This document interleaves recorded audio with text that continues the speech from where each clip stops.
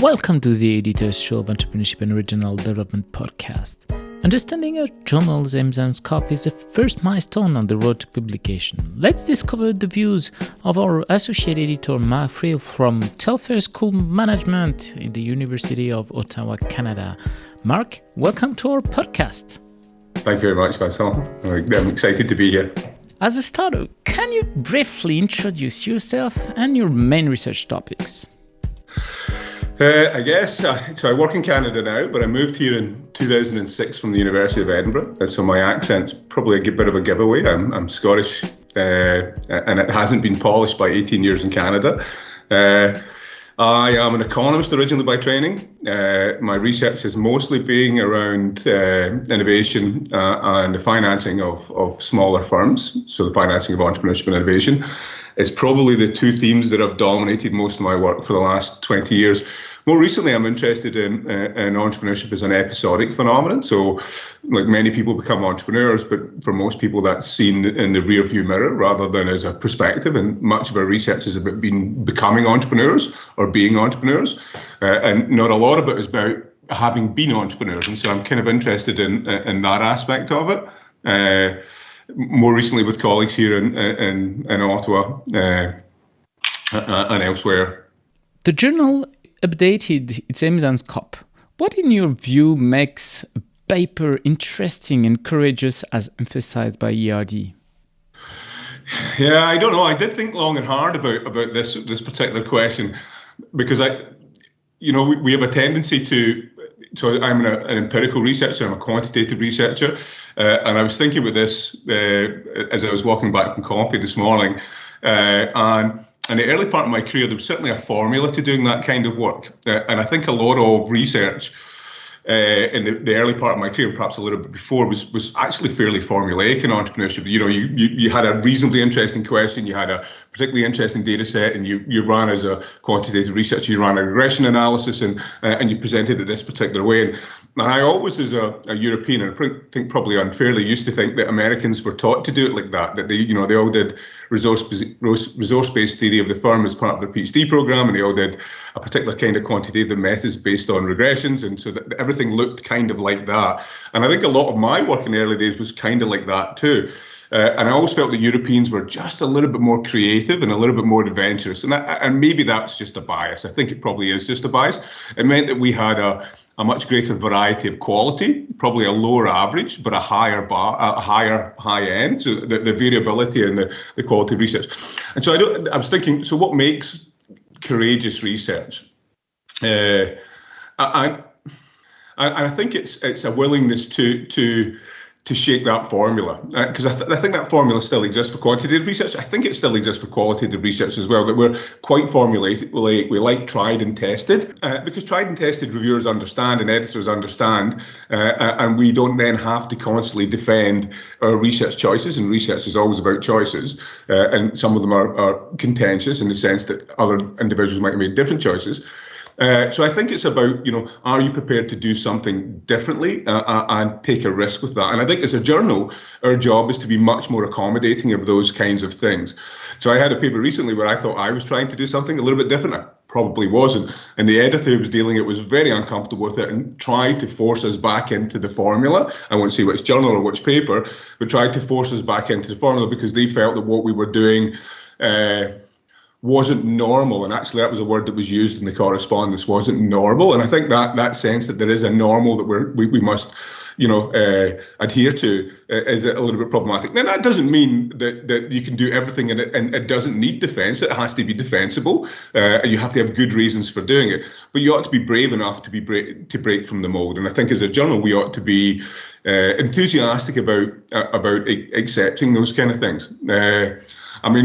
I don't know what our rejection rate is. It's probably pretty high, like most journals. And I know our desk rejection rate is probably reasonably high too. My own desk rejection rate as an associate editor probably somewhere between 30 and 40%. But I am conscious of, if I see something which is unusual, to take my time and read it a second time and think long and hard about whether that's my biases or prejudices that are coming to bear. And I'm sure I don't always get it right, but I do think that we have a I was going to say lazy, and I don't think it is lazy. We have a habit of of falling back on tried and tested. And I think if we're going to do courageous and interesting research, then that's something that we have to be willing to be uncomfortable about.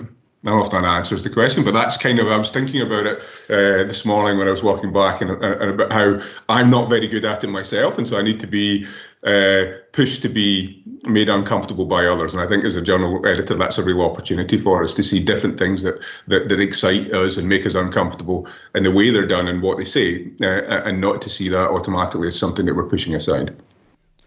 How does this relate to make contributions to theory? So again, I'll tell an anecdote that's rather self-indulgent, but I tell my graduate students that I was very fortunate in the early part of my career to be part of a network of industrial economists in the UK, and I saw the late great Anglo-American economist Paul Jarosky give a presentation at Cambridge, and in the presentation he said, as social scientists, our jobs are to spot patterns in data.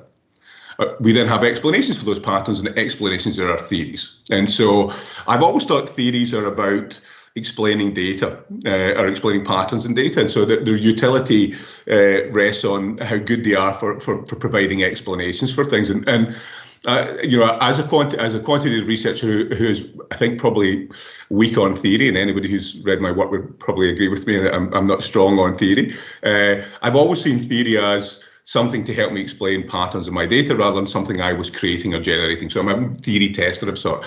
And I've always worried a little bit that we ask too much of authors in terms of theory, that every paper has to be a new theory. And I don't think that helps the scientific process very well. And I think what we do in entrepreneurship really well is we don't want atheoretical work. I mean, atheoretical work doesn't help anybody. It doesn't inform. It doesn't lead us forward. But we don't insist upon theory being front and centre all of the time. There's a place for theory to be front and centre, where theory contributions are the primary contributions of the paper. But I think as we talk more and more about replication crises in the social sciences, that there's an opportunity for work to be great at testing and refining and pushing at the boundaries of the edges of the theories we have already to see how we can improve their application or test their application. And I think, especially when Maroon has come in, we've become much better at looking for varieties of context in entrepreneurship, and that means that the theories we've had that have become comfortable theories in the context that have dominated the entrepreneurship literature for the last 30 years have had to be pushed and pulled and tested in new contexts and new varieties of situations that they haven't been before. And I think that's been something that ERD's been really good at in the last 4 or 5 years, but particularly the last 2 or 3 years, is looking to see where the theories we've had before work well or work poorly or need changed or don't work at all. And so again, where they are good or bad explanations of patterns of data that we hadn't been exposed to in the past because we weren't looking at those contexts, whether they might be contexts of poverty or particular industrial or geographic contexts, that these sorts of things which weren't places or contexts we were interested in before. What is your perspective of the extraordinary phenomenon of entrepreneurship? So I love these questions. I did love this question too. So I don't teach much entrepreneurship anymore. I always felt a little bit of a charlatan when I did teach in the early parts of my career, and teach new venture creation like most entrepreneurship academics do, because I felt if I could avoid any career in my life, it would be being an entrepreneur, because I've seen so many entrepreneurs and spent so much time with so many entrepreneurs and see how tough it is to do it really, really well. And so I've kind of avoided that. But and so in that sense, I've always talked about how extraordinarily difficult it is to be it. So that entrepreneurship then is an extraordinary phenomenon. But I've been absolutely convinced. Howard Aldrich has an argument that talks about our overemphasis on the extraordinary and our underemphasis of the ordinary. And much of entrepreneurship is pretty ordinary. And I think if we're going to make it a ubiquitous activity, everybody should be thinking entrepreneurially all of the time. Maybe not all of the time, but often. And if we're going to do that, we have to make it ordinary, not extraordinary. Because if we make things extraordinary, people say, well, I'm an ordinary person, I don't do extraordinary things. And it becomes a little bit of a get out, and so people avoid it. So now when I talk to students about entrepreneurship, I try my hardest to talk about how ordinary it is.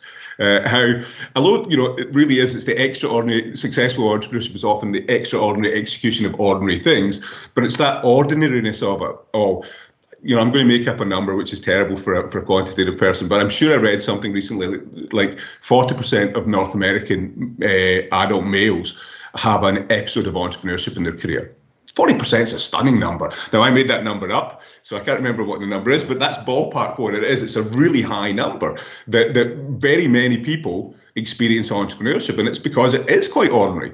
Where it becomes extraordinary is in the detail, not in the overall picture. And I think, so for me, like when I'm thinking about this consequences of episodes of entrepreneurship that I'm working on with colleagues here, it is about thinking about how doing something which is commonplace, being an entrepreneur for many people, that happens for many people, has an impact on their subsequent career or their subsequent well-being and their subsequent perspectives on life, or these kinds of their health, all that kind of stuff. And so, like, getting at the ordinariness of it, I think is pretty important, without diminishing the fact that it really is a courageous activity, and people like me, would avoid it because to do it well requires so much work and so much energy and creativity that it's quite daunting. So that makes it seem extraordinary, but so many people attempt it that there's something ordinary about it. So that's kind of how I think I want to think about it. I want to think about ordinary entrepreneurship. So a former editor-in-chief of our journal, Alistair Anderson, who was a great academic, but had also been a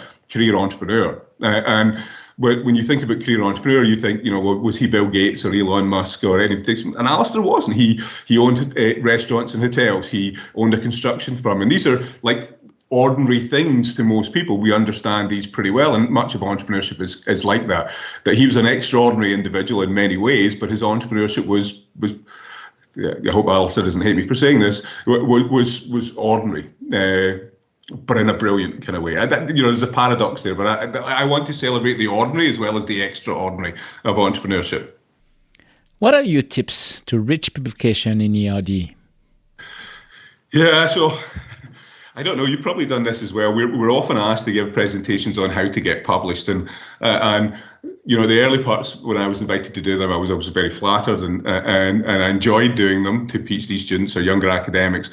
But I've seen a couple relatively recently from editors at FT50 Journal, so Strategic Management Journal and others, and I've come away thinking, am I better prepared for that publication? And the answer typically is no. And I was telling this story to a colleague recently, and he said, well, of course there are tricks in trades. As you go through it, you got to think. I always say to my students, you're writing to be read. So where is the audience for your work? And so, if you want to publish in Entrepreneurship Regional Development, you should read Entrepreneurship Regional Development. It's a fantastic journal. There's some great stuff in it. But really, you should read it to understand the conversations we're having, because you want to be part of a conversation. If you become part of that conversation, then there's more likelihood, one, that we want to publish your work because it contributes to a discussion we're having, but two, that people will read it and cite it and talk about it, and it'll have an impact in the academic community and beyond. And so I think that's the starting point. Be a reader of the places you want to publish, and join the conversations, find conversations that are interesting. I don't know how many times we see papers that come to us that it's not apparent that the author or authors have read our journal ever, other than the title, and they go, entrepreneurship, I'm writing something that's vaguely about entrepreneurship, this will fit. And I think this is crazy. We've got some great work here, and you're not reading it because you're not citing it, or we don't have that conversation. That's a conversation for small business economics, or that's a conversation for family business review or something like that. And often there is overlaps in those conversations, but so that's a starting point. And then beyond that, I think it's one of the things I do now in my part-time job at Lancaster University is I teach the quantitative methods component of the PhD methods course. And because we have a student with a variety of mathematical abilities, we don't actually teach them how to do quantitative methods, because we have 6 weeks and I can't teach some people to do simple t-tests and other people to do multi-level modelling, or whatever it may be. So what we do instead is we talk about research design and research presentation. So we talk about how to do good quantitative research, so that if they become quantitative researchers, they're more thoughtful designers of it and executioners of it. And if they don't do quantitative research, they're more critical readers of it and more capable readers of it. So we do it kind of that way. And the paper I asked them to read is a paper by Marco Mauler and Walter Stamm that was at ETP 2021 maybe, which talks about how you do good quantitative research. And I think if somebody asked me, leaving aside the qualitative stuff and leaving aside, have interesting questions that you care about, leaving aside those kind of things, read the journal and understand the conversations. If it comes down to simply the mechanics of the paper, if you're a quantitative researcher, that's a must read.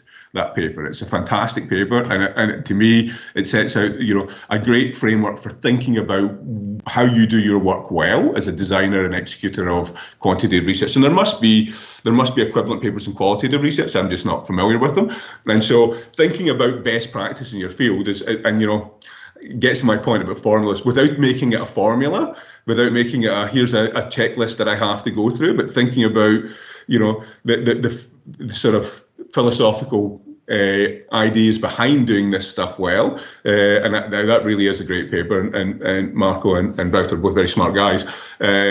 Is a great way to do it. I guess the other thing that comes out, I'm very long-winded. One of my other favourite anecdotes I tell students is I stumbled across, and I'm sure many people have stumbled across this book chapter as well. Johan Vikeland wrote a book chapter about how to become Johan Vikeland. Right, and so anybody who's met Johan knows that was probably a fun process to become Johan Vikeland, because he's a fun guy, as well as being very smart and very accomplished. But I always thought it was kind of weird. It's like, if you'd asked a pop star or a football player, how they became themselves, instead we were asking Johan how he became himself. But the cool thing about it is he talks about me-search rather than research. So doing things which you give a damn about, which you care about, becomes very important about it. And I think that's key. Like for most of the stuff I do now, and I'm very fortunate at this stage in my career that I'm not fighting for tenure, and I have a research professorship and those kind of things. But even in the early parts of my career, I did things I cared about. I cared about studying. I was excited to know the answers to questions. I didn't go in, with an answer in mind, but I was excited about the questions, and the questions mattered a great deal. And I think if you do that, I think there's a real danger as we get to this sort of publishment and perish mentality where quantity of publication seems to be a metric that people care about, that you start doing things you don't care very much about because you can do them quickly. I think Johan's advice on me-search is absolutely key to a happy career as well as a successful one. If you can, into publishing good papers, because you can read that. I think when I read papers, and maybe I'm deluding myself, but I think when I read papers, I can read if the person really has put their heart and soul into it. If they really care about this work, if they've taken their time and been thoughtful, or if they've stumbled across a data set that they can quickly do a suite of analysis on, and here's the paper from the end of it. And you can feel the difference in those two as a reader and as a reviewer. And I review for a bunch of journals beyond ERD, and I see those papers and I'm always a little bit disheartening, because it's that I'm looking for people to care, and so I think, and that doesn't mean it has to be new stuff. I mean, we don't have to be terrible neophytes chasing the latest idea and the latest fashion. We can care about questions that we've been talking about for 30 or 40 years, and we can say exciting things and get animated and agitated about them. But I think, caring is a big part about what you do. It communicates itself very well in your work, and so understand the checklist well, but don't be a slave to it. Design the research fantastically well, and write it up well and execute it well, and do it with passion and honesty and integrity, and care about the things you're doing. And when I come away from these presentations on how to publish, I always think, you could probably just shorten that to, care about what you're doing, do it well, and do something that other people are interested in as well. I suppose is the unfortunate thing that we do. We do need an audience, and so you do find people who do spectacular work about things they care that don't find publication because journalists don't want it. I guess one last anecdote. Sorry, I'm terribly long-winded, but one last anecdote. Sarah Jack and I, many years ago, were invited to a networking event for young academics in Gothenburg. And there was a bunch of people there. Dr. Clark was there. Dimo Dimov was there. I'm trying to think who else was there, but Denis Bassaran was there. There was a bunch of younger European academics were kind of invited, and the leaders were Johan and Dean Shepherd. And I had said earlier on, as we were chatting about what we've done very well in entrepreneurship and regional development, what Maruna has pioneered, I think, particularly well, is this idea of variety of context and understanding entrepreneurship as a various phenomenon that happens in different places for different people and happens differently. And what Dean said at that presentation was never have, and I see this a lot, and I think you've missed an opportunity in publishing papers. Never have a colon in your journal, in your article title, and afterwards the case of. So never say, let's say an example, entrepreneurial bricolage, colon, the case of Scotland.